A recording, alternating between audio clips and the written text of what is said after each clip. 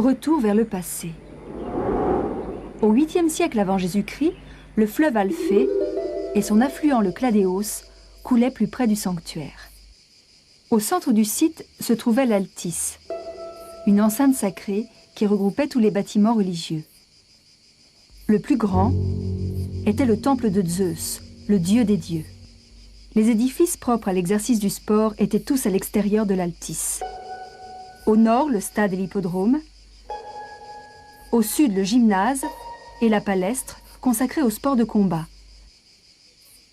Et à côté étaient situés les bâtiments qui accueillaient les participants. La lutte, comme les autres sports de combat, avait lieu dans la palestre. Son sol était recouvert de sable.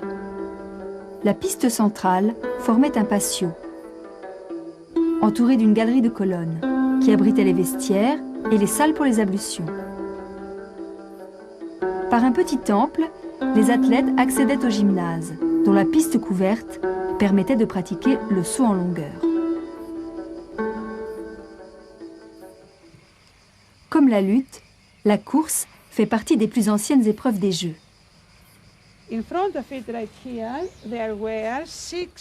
Devant l'entrée du stade se trouvaient 16 statues de Zeus érigées aux frais des tricheurs. Mais l'argent que leur avaient coûté ces statues n'était rien comparé aux inscriptions infamantes sur les stèles. Celles-ci mentionnaient le nom du tricheur, mais aussi celui de ses parents, de ses grands-parents, de sa ville, ainsi que les raisons de sa tricherie. Mais il faut dire qu'en 12 siècles, il n'y eut que 16 cas de tricheurs. À l'époque, les athlètes, les juges et les officiels empruntaient ce tunnel pour déboucher sur la piste du stade. 45 000 spectateurs les attendaient sur ces talus d'herbe. Seuls les juges bénéficiaient d'une tribune de pierre. Face à eux se dressait la déesse Déméter, la seule femme admise dans le stade. En bord de piste, des rigoles faisaient circuler l'eau afin de permettre aux spectateurs et aux sportifs de se rafraîchir. Enfin, la piste longue de 192 mètres était délimitée par des plots de départ et d'arrivée.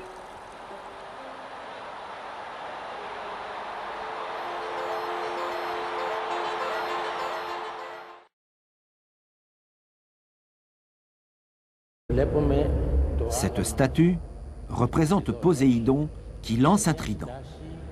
Sa posture est exactement celle d'un lanceur de javelot, et cela n'est pas du tout accidentel.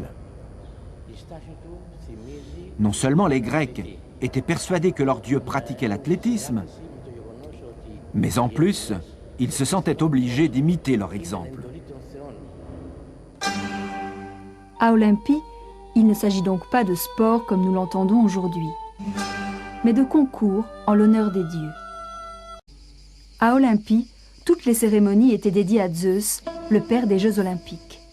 Ici s'élevait son temple. Il était ceint d'une galerie, comportant 6 colonnes de façade et 13 de côté. Il était fermé par des murs en marbre blanc. Et sur le fronton étaient représentés Zeus et des demi-dieux dans une course de chars. À l'intérieur trônait une des 7 merveilles du monde antique à l'égal du colosse de Rhodes. Une immense statue de Zeus, faite d'or et d'ivoire, malheureusement détruite par un incendie. C'est ici que les juges remettaient les prix aux vainqueurs. Il s'agissait d'une simple couronne d'olivier sauvage.